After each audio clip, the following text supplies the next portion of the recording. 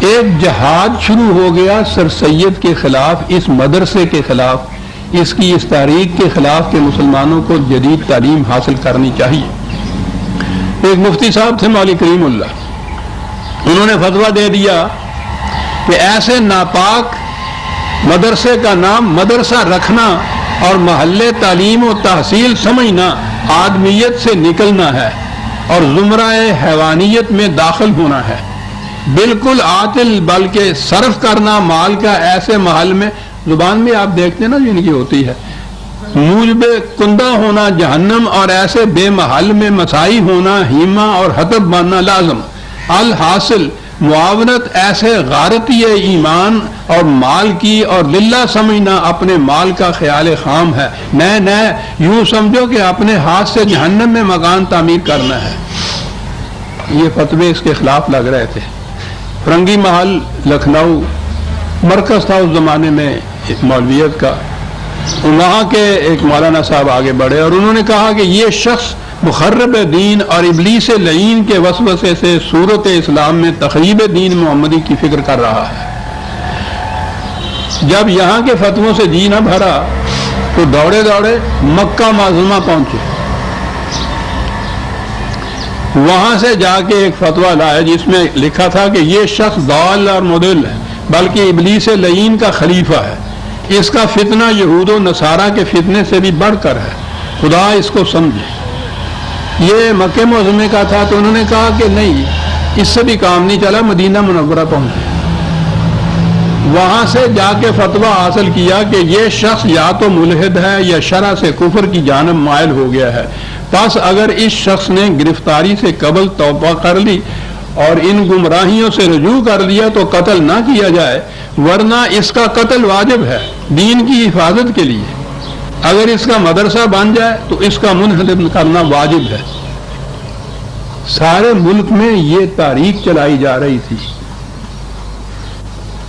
اس ایک فرد کی اس تاریخ کے خلاف کہ مسلمان بچوں کو علوم جدیدہ کی دسترس ان کو حاصل ہونی چاہیے، اس کے لیے یہ کچھ کر رہا تھا۔ سر سید اپنے اس مدرسے کے لیے، اپنے اس کالج کے لیے سارے ملک میں جھولی پھیلائے پھر رہا تھا، ایک ایک پیسہ چندہ کا اکٹھا کر رہا تھا سب، اور یہ جس جگہ یہ جاتا تھا وہاں اس کے پیچھے یہ ان کا ٹولہ پہنچا تھا، لوگوں کو برگشتہ کرتا تھا، جلسوں میں فساد ڈالتا تھا، کسی مقام پہ اس کو عزت سے نکلنے نہیں دیتا۔ ان کفر کے فتووں کے جواب میں سر سید نے کسی کو نہ گالی دی نہ تان کیا، لیکن جو کچھ کہا ہے میں سمجھتا ہوں کہ وہ ہمیشہ کے لیے نہایت مسقط جواب ہے اس قسم کے فتووں کا۔ وہیں سے بات بھی یہ پیدا چلتی ہے کہ یہ فتوے کیوں دے رہے تھے، کیا اختلاف تھا سر سید کے خلاف۔ اس نے لکھا یہ کہ ہم کو ملحد، زندیق اور لا مذہب کہنا کچھ تعجب نہیں۔ یہ فکر غور سے سنیے گا عزیزان من، اس لیے کہ ہماری قوم نے خدائے ذوالجلال کے سوا باپ دادا کے رسم و رواج کو اور اپنے قدیمی چال چلن کو دوسرا خدا بنا رکھا ہے۔ اور فرما رہے ہیں، اور پیغمبر آخر الزمان محمد رسول اللہ صلی اللہ علیہ وسلم کے سوا اور بہت سے پیغمبر پیدا کیے ہیں، کتاب اللہ کے سوا انسانوں کی بنی ہوئی بہت سی کتابوں کو قرآن بنا رکھا ہے،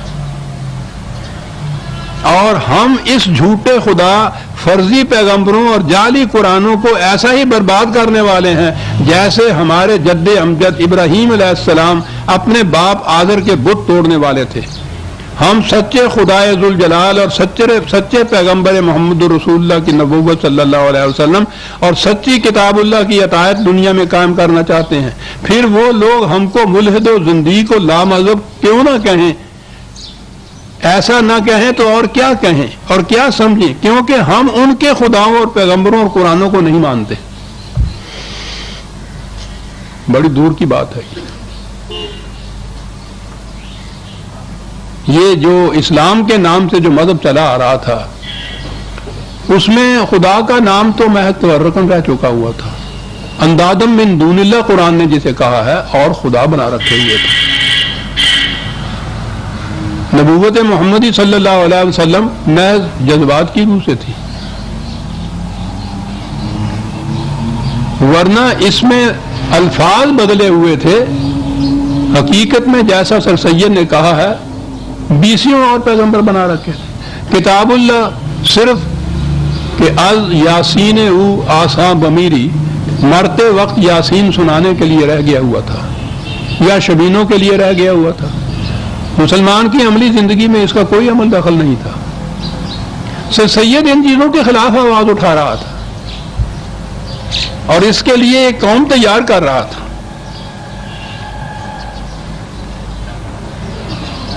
وہ اپنے خلاف جو فتوے صادر ہوتے تھے اس کے متعلق تو کوئی اتنا متاثر نہیں ہوتا تھا، لیکن جب یہ اس چندے کی مہم کے خلاف یہ لوگ اٹھتے تھے تو اس سے اس کو بڑا دکھ ہوتا تھا۔ اتنا دکھ ہوتا تھا اس کے متعلق اپنے ایک دوست کو ایک خط میں لکھتے ہیں کہ افسوس خدا ہاتھ نہیں آتا، جناب رسول اللہ صلی اللہ علیہ وسلم موجود نہیں، ورنہ میں ان میں سے ایک ایک کا ہاتھ پکڑ کر ان کے سامنے لے جاتا اور کہتا کہ اے خدا، اے جناب رسول خدا صلی اللہ علیہ وسلم، محاکمہ کرو تم مجھ میں اور ان میں، اور بتاؤ کہ تمہارا دوست دار کون ہے، میں گناہ گار یا یہ دیندار، اور انشاءاللہ اگر خدا سچ ہے اور قیامت درست ہے تو یہ مارکا ضرور ہو کر رہے گا۔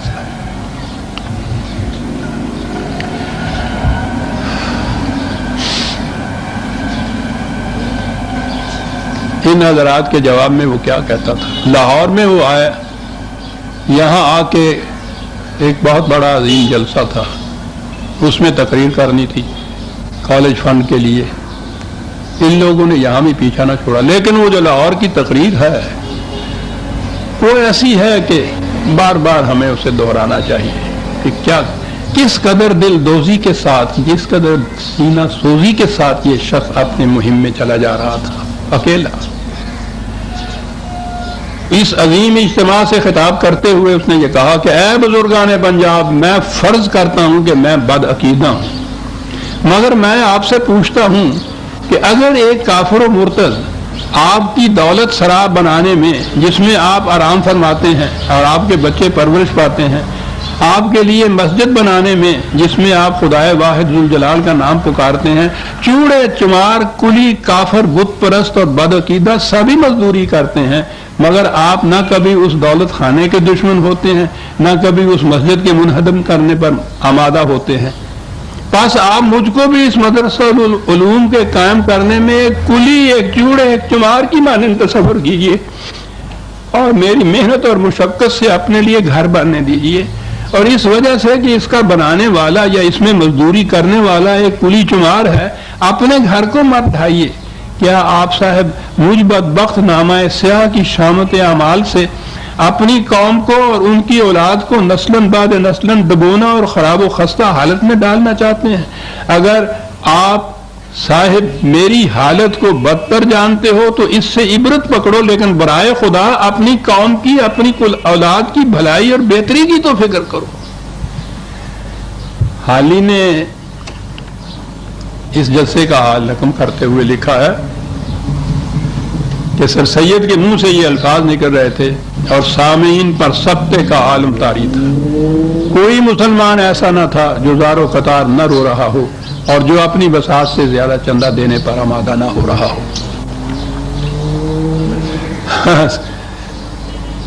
بات واقعی اس میں ایک اور تماشے کی آ گئی، اتنی ہی بات نہیں تھی۔ ایک اجتماع سے خطاب کرتے ہوئے غریب طلباء کو وظیفے دینے کے لیے فنڈ نہیں تھا، اس کے لیے کوئی اور طریقہ نظر نہیں آیا چندہ جمع کرنے کے لیے، تو سر سید نے ایک سٹیج کا ڈرامہ شو، تماشا جسے کہا گیا تھا، وہ رچا دیا۔ دوستوں نے کہا کہ دنیا ہنسے گی، کیا کر رہے ہو تم اس میں؟ اس نے کہا کہ اگر میں دنیا کے ہنسنے پر جاتا تو یہ کالج کی ایک اینٹ بھی نہ ہوتی۔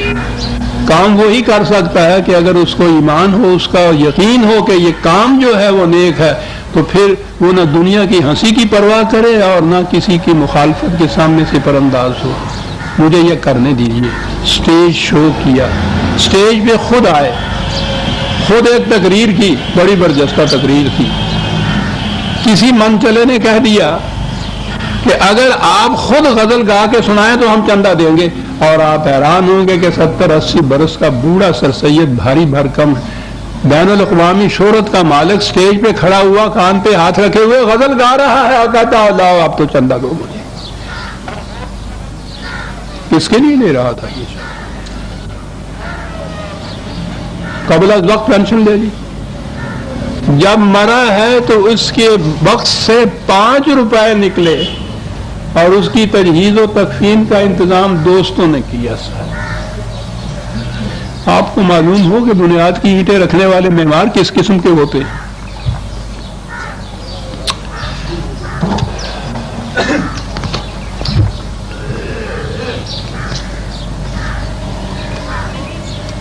یہ چیز مکینیکلی نہیں ہو رہی تھی.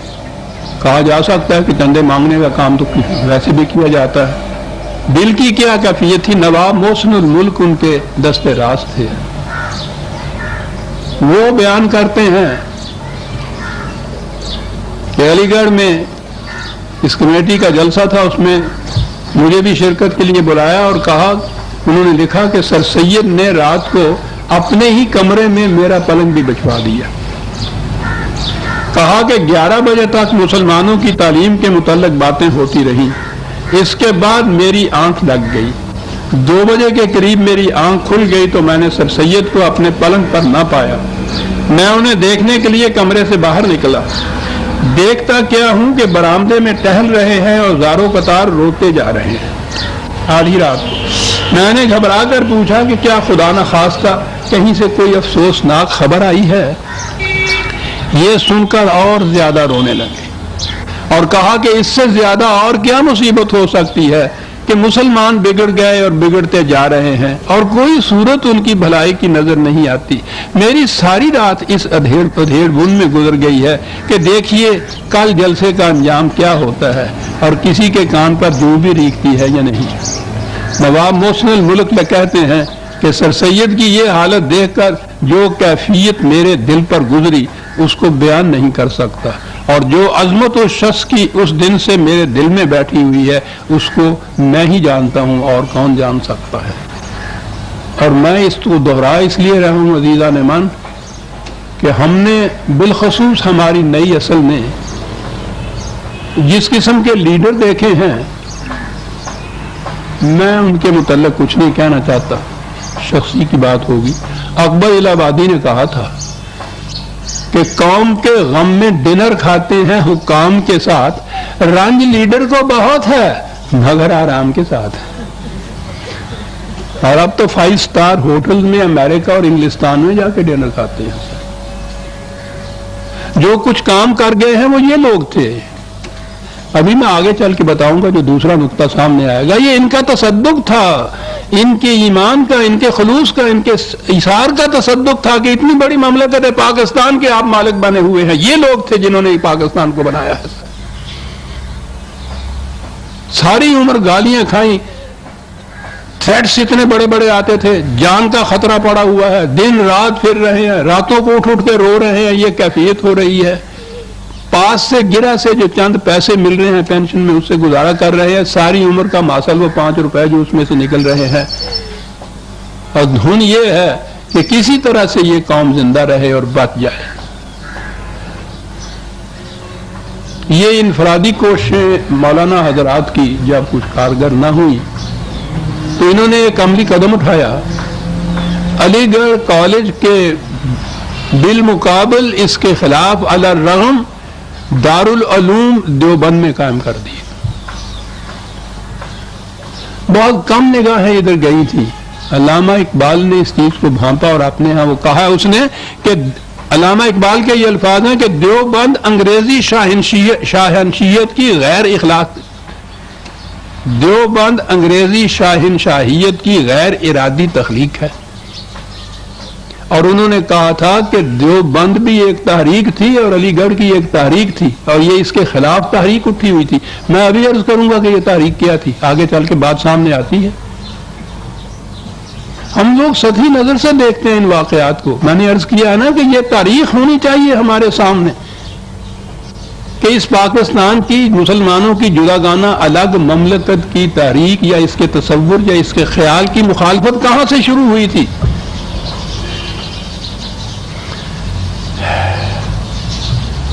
جو پروپیگنڈا کیا جاتا تھا وہ یہ کہ اس کالج سے جو نوجوان لڑکے نکلیں گے ملحد بے دین، وہ کرسٹان کا لفظ تو آپ نے سنا ہوگا، یہ بس جس نے ہیٹ پہن لیا کرسٹان اور ملحد اور بے دین ہو گیا. یہ پروپیگنڈا تھا کہ اس قسم کے طالب علم نکلیں گے اس کالج سے. اور وہ کس قسم کے طالب علم نکالنا چاہتا تھا سر سید؟ اس نے طلباء کو مخاطب کر کے یہ کہا تھا کہ یاد رکھو سب سے سچا کلمہ لا الہ الا اللہ محمد الرسول اللہ ہے. اس پر یقین رکھنے کی بدولت ہماری قوم ہے. اگر تم نے سب کچھ کیا اور اس پر یقین نہ کیا تو تم ہماری قوم نہ رہے. پھر اگر تم آسمان کے ستارے بھی ہو گئے تو کیا؟ مجھے امید ہے کہ تم علم اور اسلام دونوں کے نمونے ہوگے اور جبھی ہماری قوم کو حقیقی عزت نصیب ہوگی. سر سید کی اس تربیت کا نتیجہ کیا تھا؟ کس قسم کے طالب علم اس کالج سے نکل رہے تھے؟ ایک واقعہ اس کا سن لیجیے. غالباً 1898 کا یہ ذکر ہے کہ علی گڑھ کی کرکٹ ٹیم بڑی مشہور تھی اور دوسرے مقابل میں سول سروس والوں کی بھی ایک ٹیم تھی، یہ آئی سی ایس اس زمانے میں جن کو کہا کرتے تھے. ان کا ایک میچ نینی تال میں قرار پایا اور وہ ہو رہا تھا. اتفاق سے جمعے کا دن تھا اور سول سروس ٹیم کھیل رہی تھی، علی گڑھ کی ٹیم کھلا رہی تھی. اس کے شعراء آفاق باؤلر اشفاق باؤلنگ کر رہے تھے. ایک مرتبہ جو اشفاق نے گیند پھینکنے کے لیے ہاتھ اٹھایا کہ ادھر سے جمعے کی اذان کی آواز کان میں آئی. اس کا ہاتھ اٹھے کا اٹھا رہ گیا، اس نے گیند نہیں پھینکا، زمین پہ پھینک دیا، کہا کہ اب نہیں کھیلا جا سکتا، جمعے کی آواز ہو گئی. جیسا یہ تھے وہ ملحد اور بے دین اور کرسٹان جو اس کالج سے نکل رہے تھے اور علماء حضرات ان پر کفر کے فتوے لگا رہے تھے. اور مجھے اس کے بعد دوسرا گوشہ سامنے لانا ہے. اس کے متعلق آگے چل کے میں عرض کروں گا کہ یہ تحریک کیا تھی، یہ فتوے کیوں تھے، یہ مخالفت کس لیے تھی. لیکن دوسرا گوشہ جہاں سر سید کی فراست نے اس سے بھی زیادہ ایک خطرے کو بھانپا تھا. حالی نے بھارت کے متعلق کہا ہے کہ وہ اکال الامم ہے، قوموں کو کھا جانے والی. ہندوستان کی تاریخ آپ دیکھیے، زمانہ قبل از تاریخ سے ہی ہندوستان میں باہر سے 20 قومیں آئیں. انہوں نے یہاں آ کے حکومت بھی کی، اپنی سلطنت بھی قائم کی، لیکن ان میں سے کسی کا نام تک وہاں موجود نہیں ہے. وہ سب کے سب اس سمندر میں آ کے نظر سمندر ہو گئے. تمام ہندو ہیں وہاں، ان قوموں کا نام و نشان تک باقی نہیں ہے. وہ سب اپنے اندر اس کو جذب کر گئے، ہندو ہی وہاں ہیں. مسلمان ایک ایسی سخت ہڈی تھی کہ وہ اس کے حلق میں پھنسی رہی، یہ اس میں ہضم نہیں ہو سکے. انہوں نے اپنا جداگانہ تشخص رکھا اور یہ چیز ہندو کے سینے پہ سانپ بن کر لوٹ رہی تھی کہ انہیں ہم جذب نہیں کر سکے. ان کی کوششیں ہو رہی تھی کہ مسلمانوں کو بھی اپنے ساتھ ملا کر ایک قوم بنا لی جائے. یہ اہم نقطہ ہے عزیزان من، پاکستان تو اسی بنیاد پہ بنا تھا. ان کی یہ کوشش تھی. اس کوشش کو دیکھ کر غیر محسوس طور پر کہ ہندو کس طرف جا رہا ہے، سر سید نے خود اپنے کمشنر سے یہ بات کہی تھی کہ مجھے یقین ہو گیا ہے، اور یہ 1867 کا واقعہ ہے. اس زمانے میں سر سید نے یہ کہہ دیا کہ مجھے یقین ہو گیا ہے کہ یہ قومیں اب کسی کام میں بھی دل سے شریک نہیں ہو سکے گی. ابھی تو کچھ نہیں ہوا، جو جو وقت گزرتا جائے گا یہ مخالفت اور عناد ان ہندوؤں کے سبب سے ابھرے گا جو تعلیم یافتہ کہلاتے ہیں. جو زندہ رہے گا وہ دیکھے گا کہ یہ دو مل کر ایک قوم نہیں بن سکتی. اور فرمایا آپ نے، اسے کہتے ہیں فراست، اسے کہتے ہیں بصیرت. وہ فراست جس کے متعلق حضور نبی اکرم صلی اللہ علیہ وسلم نے فرمایا ہوا ہے کہ مومن کی فراست سے ڈرو، وہ خدا کے نور سے دیکھا کرتا ہے. کتنی دور تک جانے والی نگاہ تھی. کمشنر کے دفتر کا ایک کلرک 1867 میں ان حالات میں وہ ان سے کہہ رہا ہے کہ یہ ایک قوم نہیں بن سکتی، یہ دو مستقل قومیں ہیں اور ان کے اندر عناد بڑھتا چلا جائے گا، جو زندہ رہے گا دیکھے گا. کچھ وقت کے بعد 1885 میں انگریزوں کی ایک سازش کے مطابق یہاں انڈین نیشنل کانگریس کی پہلی اینٹ رکھی گئی. ہندو تمام کے تمام اس کے اندر تھے. انگریز کی اس کو تقویت اور امداد حاصل تھی. دعوت تھی انڈین نیشنل. غور فرمائیے کون تھا اور جو اس چیز کو بھانپ لیتا. سر سید نے کہا کہ یہ انڈین کے ساتھ نیشن کا لفظ اور اس میں یہ ہندو مسلمان سارے، یہ تو مسلمان کی الگ نیشنلٹی کو ختم کرنے کی چیز ہے. اکیلی آواز تھی سارے ہندوستان میں مسلمانوں کے لیے کہ خدا کے لیے اس میں داخل نہ ہو جانا، تمہارا تشخص ختم ہو جائے گا. یہ انڈین نیشن بنا رہے ہیں. یہ ایسی دور نہیں گئی. پہلے ہی مخالفت کم نہیں تھی، اس کے بعد تو آپ سوچ لیجیے جس قدر مخالفت ہوئی. لیکن وہ برابر اس آواز کو بلند کیے چلا جا رہا تھا. 1898 میں ان کی موت ہوئی ہے اور اسی آواز کا اثر تھا کہ 1906 میں مسلم لیگ وجود میں آ گئی.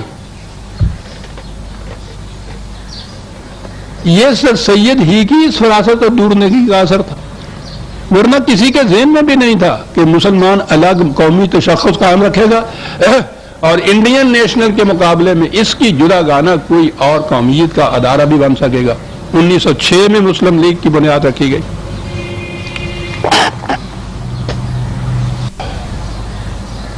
اور دوسری طرف حمیت ملاحظہ فرماؤ ناموس سے پیغمبر صلی اللہ علیہ وسلم پر ایثار کا. سر ولیم میور گورنر تھا یو پی کا، جس میں یہ علی گڑھ اور سر سید یہاں کے رہنے والے تھے. آج نہیں ہم تصور کر سکتے کہ اس زمانے کا انگریز کا گورنر جو تھا وہ کیا ہوتا تھا.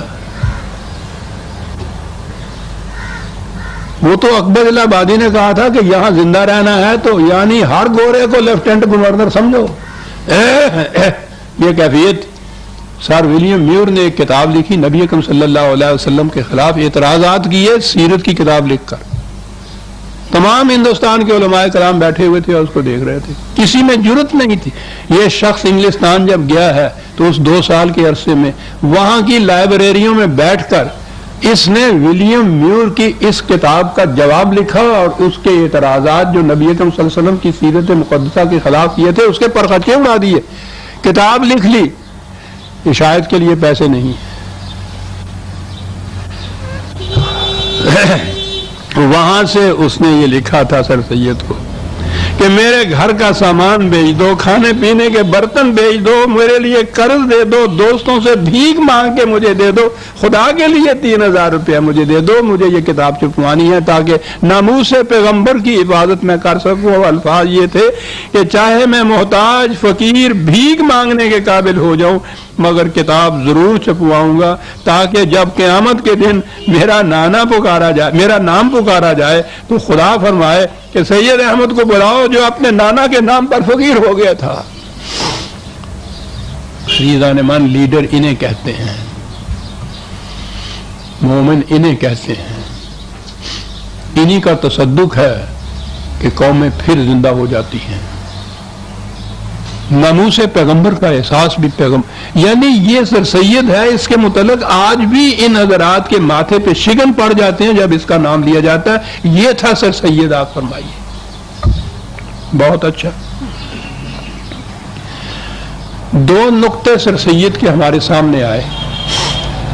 اس نے یہ کہا کہ مسلمانوں کو علوم جدیدہ ضرور حاصل کرنے چاہیے، انگریزی کی تعلیم حاصل کرنا چاہیے، دنیا میں زندہ قوم کی حیثیت سے رہنے کے لیے یہ اشد ضروری ہے، اور اس کے لیے عملاً یہ کچھ کیا جو میں نے ابھی آپ کے سامنے عرض کیا ہے۔ اور وہاں سے داغ بیل پڑ گئی، پھر جگہ جگہ کالج قائم ہو گئے، یہ سب کچھ ہو گیا۔ اس کی اہمیت کی طرف آئیے۔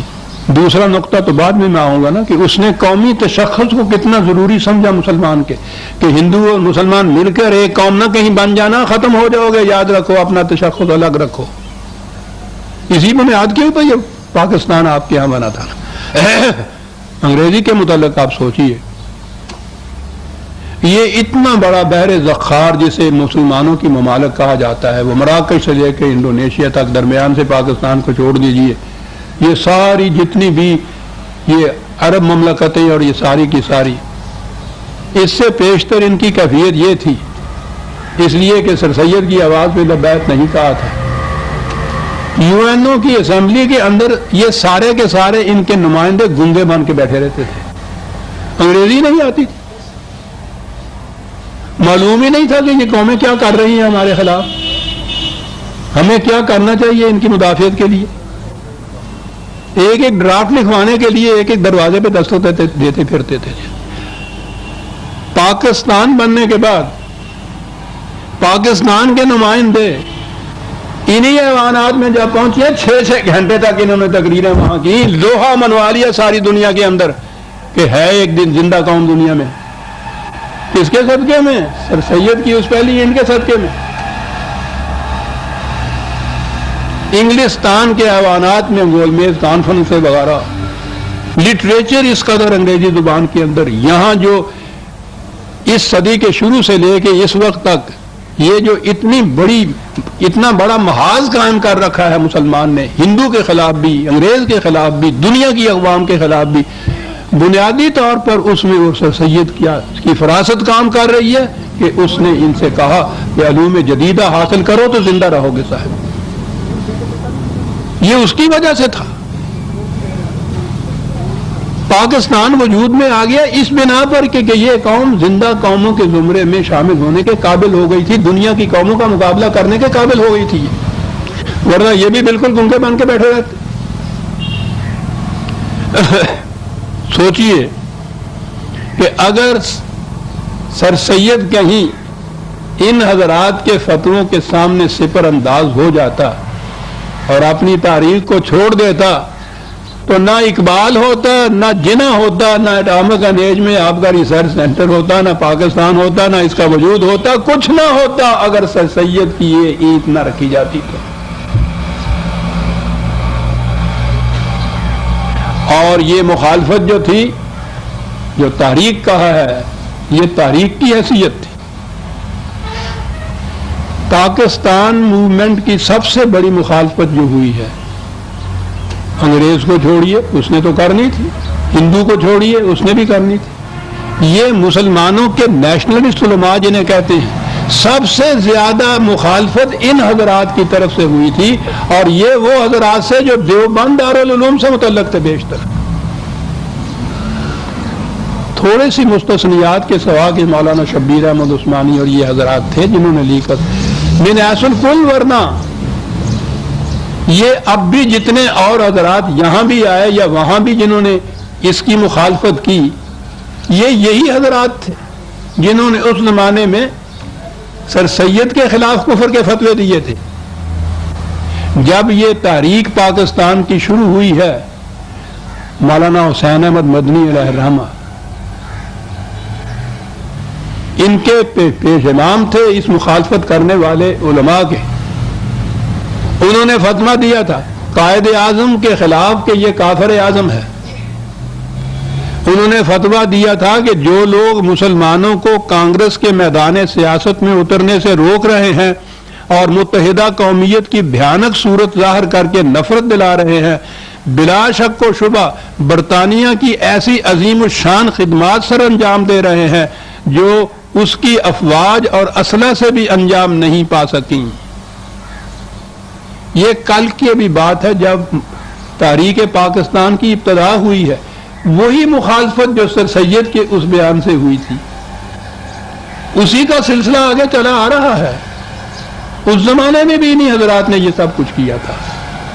وہاں اگر شکست کھا جاتا جیسا میں نے ابھی عرض کیا سر سید، تو یہاں کوئی نام لینے والا نہ ہوتا مسلمان قوم کا۔ اور جب یہ تحریک پاکستان شروع ہوئی ہے تو جس طرح سے یلغار کر کے انہوں نے اس کی مخالفت کی تھی، وہ بھی عزیزان من اب بیچ میں آ جاتا ہے، مجھ سے ہی پوچھو۔ اور یہ گناہ گار تو اس زمانے میں اس تاریخ کے اندر تھا۔ 10 سال تک قائد اعظم علیہ الرحمہ کی رفاقت میں اپنی بساط کے متعلق کچھ خدمت انجام دی۔ مجھے معلوم ہے کہ انہوں نے کس کس حربے سے اس کی مخالفت کی۔ پہلا فتویٰ تو آپ دیکھ رہے ہیں، علامہ اقبال کا نام لے کر انہوں نے یہ کہا تھا کہ غرضے کے جادوگران برطانیہ نے اپنی ساحرانہ کارگزاریوں سے سر سید جیسے تجربہ کار عقل مند شخص کو نہ صرف متحدہ قومیت سے بلکہ پالیٹکس اور آئینی جدوجہد سے بھی روکا، اور اس کے ذریعے مسلمانوں کو ہمیشہ سیاست سے الگ رکھوا کر بالکل ناملد اور ڈرپوک بنا دیا۔ پھر اگر ڈاکٹر اقبال اس شہر سے مشہور ہیں تو کیا تعجب ہے؟ اقبال کے خلاف، جناح کے خلاف، مسلم لیگ کے خلاف، تحریک پاکستان کے خلاف یہ ساری آوازیں وہاں سے اٹھ رہی ہیں، وہیں سے جہاں سے سر سید کے خلاف آوازیں اٹھتی تھی، کفر کے فتوے لگے تھے، ان کے خلاف بھی یہ کفر کے فتوے لگ رہے ہیں۔ سر سید کے مقابلے میں بھی انہیں شکست ہوئی، پاکستان کی تحریک میں بھی انہوں نے آخر تک مخالفت کر کے دیکھی، شکست ہوئی، پاکستان وجود میں آ گیا۔ دعا فرمائیے گا۔ جی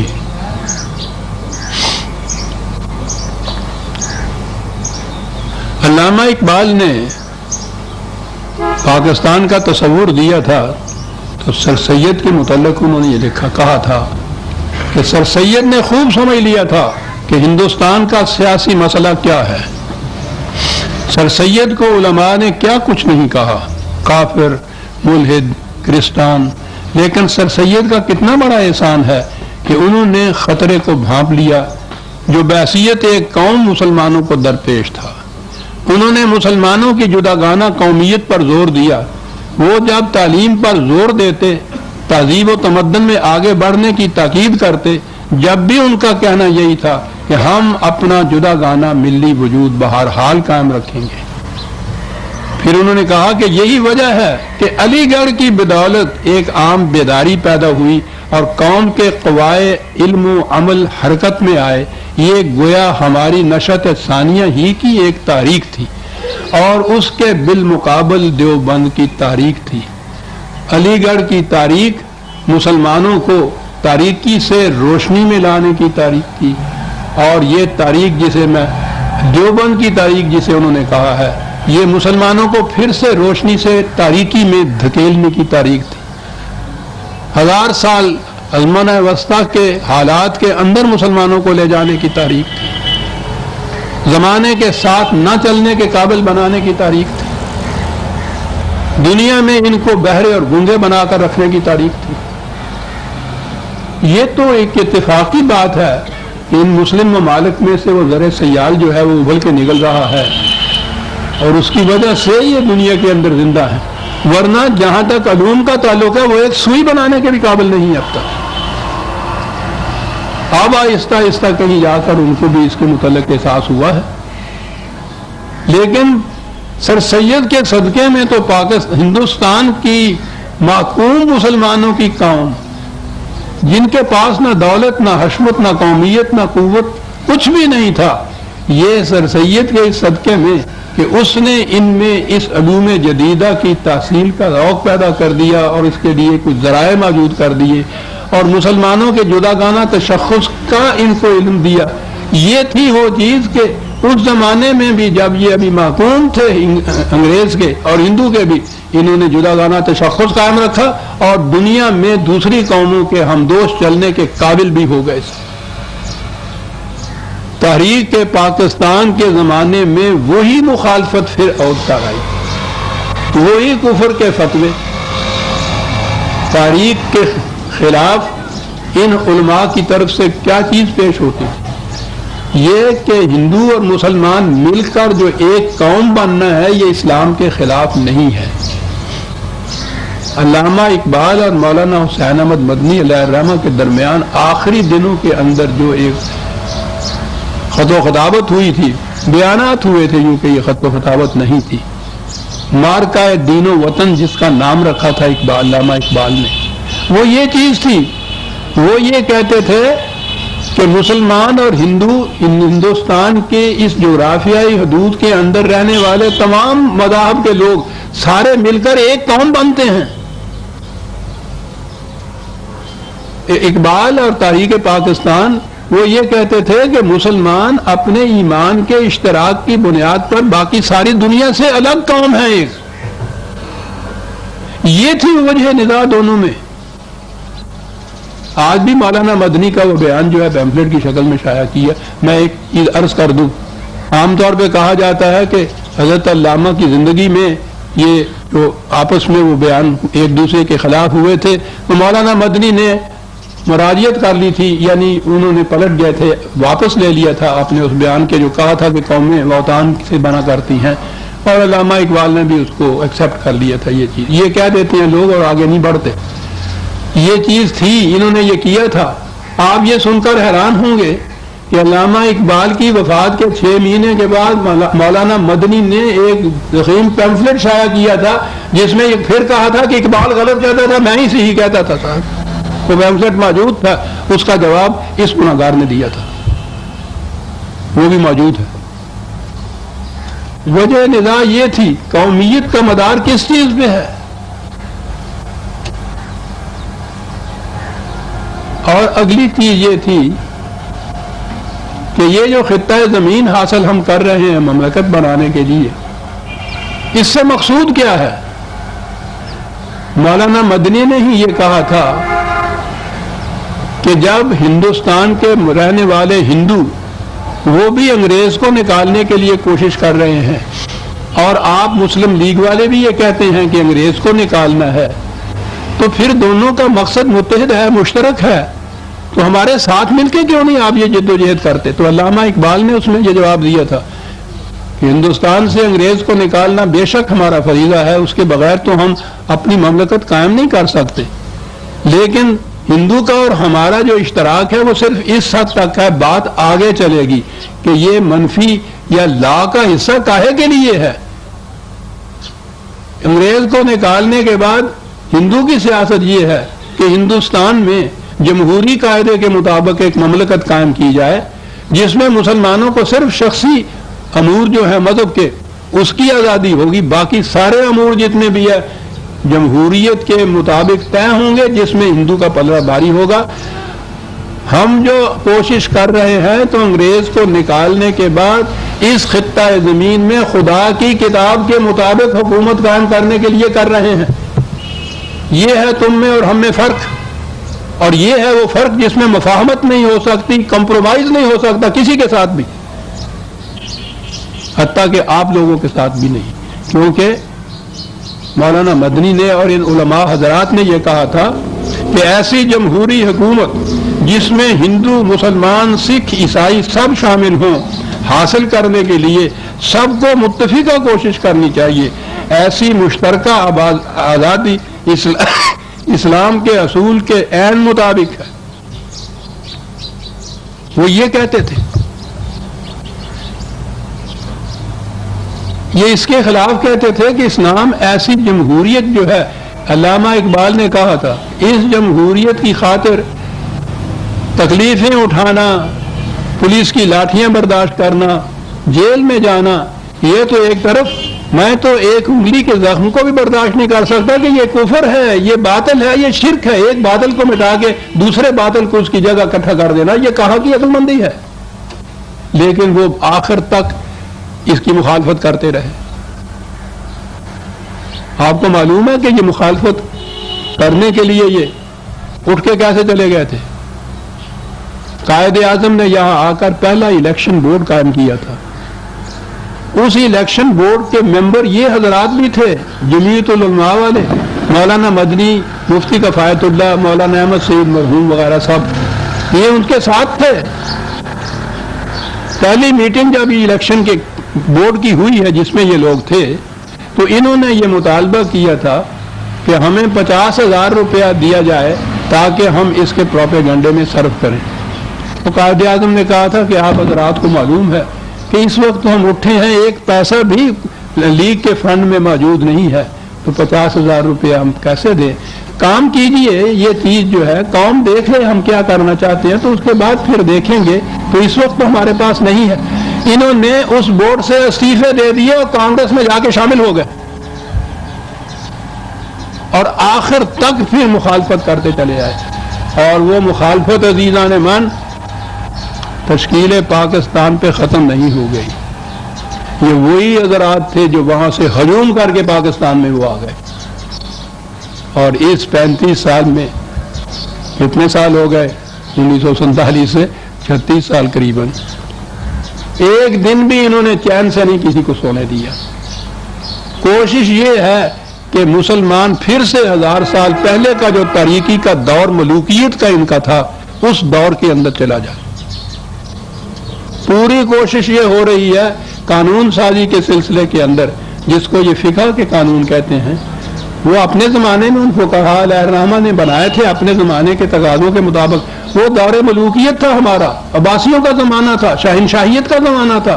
उस ज़माने में इन्होंने कुछ कवानीन बनाए, उस दौर से मुतल्लिक़। आज वो पाकिस्तान में उन कवानीन को नाफिज करा रहे हैं यही हजरात। वो इस काबिल ही नहीं है कि ज़माने का साथ दे सकें। खुद सदर ममलकत बार बार ये कह चुके हैं कि नामुमकिन उल अमल है। वो कवानीन बन रहे हैं, उसी ज़ुबान में वो बन रहे हैं। अब भी उनकी ये इंतहाई कोशिश है कि पाकिस्तान के मदारस स्कूलों के अंदर ये ज़रिया तालीम जो है वो अंग्रेजी ना रहे, उर्दू ज़रिया तालीम हो जाए। ये सारी कोशिशें काहे के लिए हैं? ये कोई नजरी बात नहीं है अज़ीज़ान मान। ये वही चीज़ है जो सर सैयद के ज़माने में चली आई। मैंने अर्ज़ किया था कि मैं बाद में गुजारिश करूँगा कि वहाँ शिकस्त खाई है, पाकिस्तान मूवमेंट में भी शिकस्त खाई, तो यहाँ आने के बाद अब ये कामयाब हो गए उसके अंदर। कवानीन साजी ठीक है, हम चाहते हैं कि इस्लाम के कानून हो, कुरान के कानून हो, लेकिन ये वो कवानीन जो 1000 साल पहले के उस दौर के अंदर वो बने हुए थे, उनको आज यहाँ नाफिज कर रहे हैं। अंग्रेजी के खिलाफ अब भी लट लिए फिर रहे हैं, महज इसलिए कि इनके यहाँ के जितने भी उलमा बनकर निकलते हैं अंग्रेजी से बेवारा होते हैं। इनकी जो अड़चन जाती है अगर ये बात अंग्रेजी दानों के हाथ में आ जाए। अब तो ये है अंग्रेज के ज़माने का ही सही, कानून भी अंग्रेजी में है, जजेस भी वहाँ। जजेस की जगह काजी कोर्ट्स, यानी वो जज क्यों ना नाम उसका रखा जाए, वो अंग्रेजी का नाम है। इस तरह से वो कहते हैं कि ये इस्लामी इंसाफ बन जाएगा इनको अगर काजी कहा जाए तो। बात वही है ये कि मुसलमान को फिर से धकेल दिया जाए उसी अज़मनाए मज़मुला में, डार्क एजिस जिनको कहते हैं। अज़ीज़ान मान, मेरी जिंदगी का भी क्या भरोसा, 80-81 बरस का हो चला हूं।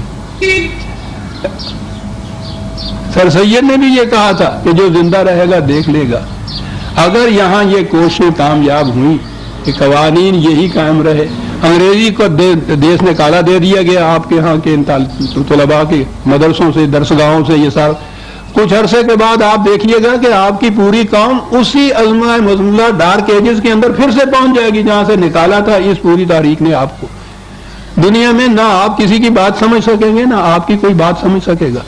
और ये टेक्नोलॉजी, जैसे आज बाकी कौमें तो ये कह रही है ना कि पाकिस्तान से डर लगता है कि ये 7 एटम बम बना लेगा, और हम कहते हैं कि हम तुम्हारे वो हमारा बम अगर बनेगा भी तो तुम्हारे खतरे के लिए नहीं होगा।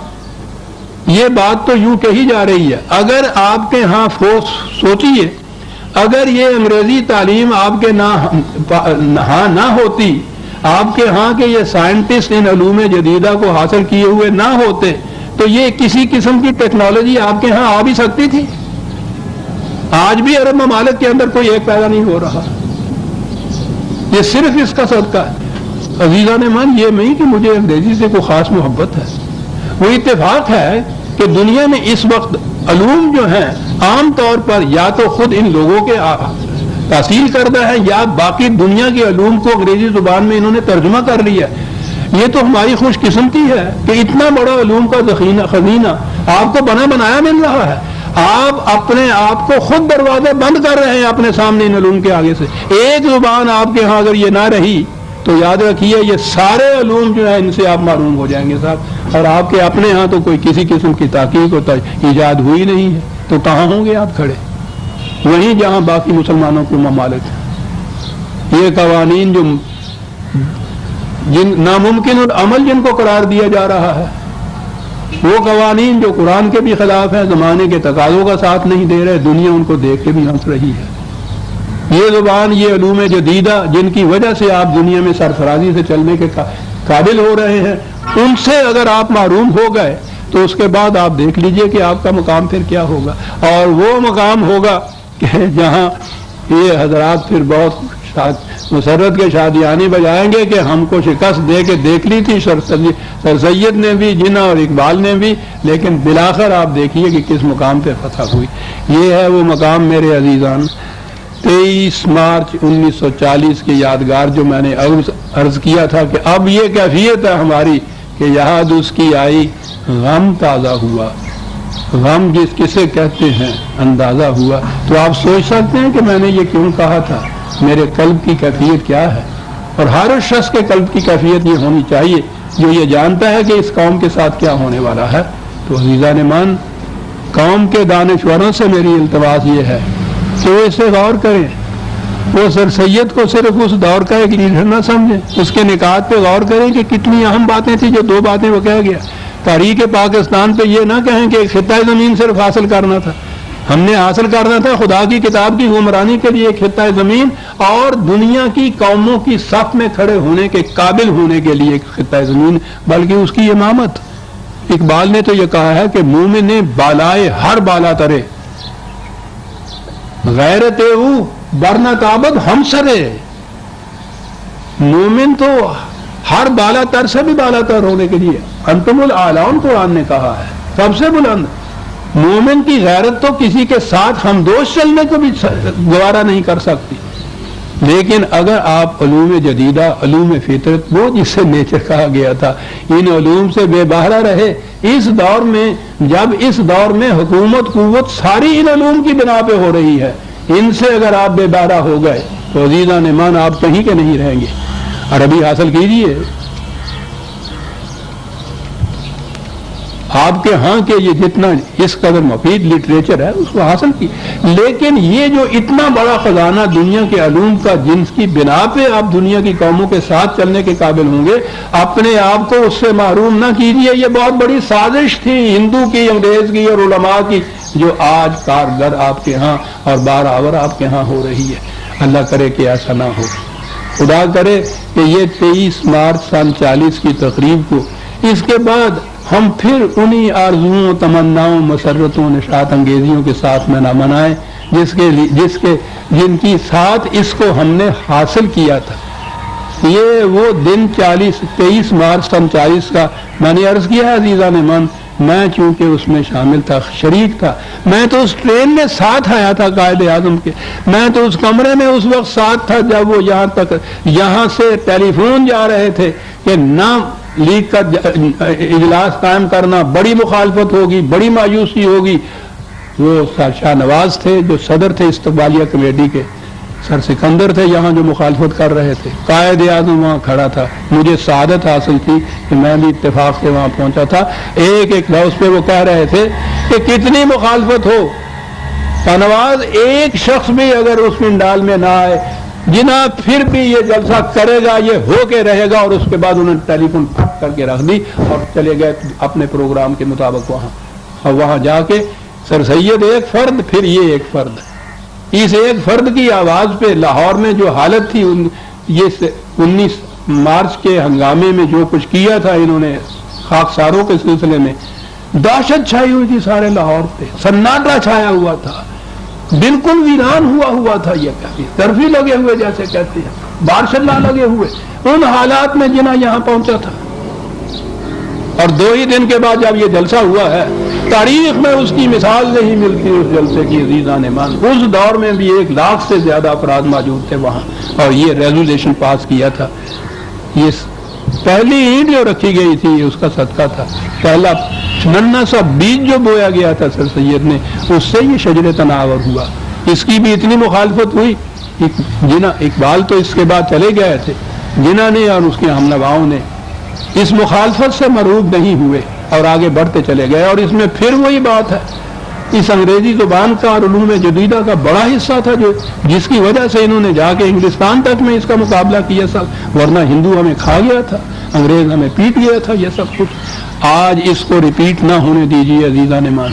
میں نے جیسا عرض کیا ہے، میری زندگی کا کیا بھروسہ ہے صاحب، لیکن میں یہ ایک چیز وارننگ کی کہہ رہا ہوں، اس اپنے ذاتی تجربے کی بنا کے اوپر بھی جو اس زمانے سے اس وقت تک حاصل ہے مجھے، اس تاریخ کے مطالعے کی بنا کے بھی، اس اہمیت کے پیش نظر بھی جو جسے سر سید کی آنکھوں نے دیکھا، جسے اقبال کے قلب دردمند نے محسوس کیا، اور جسے پھر قائد اعظم کے دست و بازو نے متشکل کر کے دکھایا۔ اللہ تعالیٰ اس خطہ زمین کو تعابد قائم رکھے کہ اس میں امکان تو ہے نا اس بات کا کہ پھر وہی خواب ایک تعبیر حسنہ بن جائے گا جس کے لیے یہ حاصل کیا تھا، جس کے لیے سر سید نے آدھی آئے تھے، جس کے لیے اقبال نے نفس کے دمے کے باوجود یہ کچھ کر کے اور اس میں جان دے دی تھی، اور جس میں قائد اعظم نے تو سچ مچ اپنے خون جگر کے قطرات شامل کر کے اس کو حاصل کیا تھا۔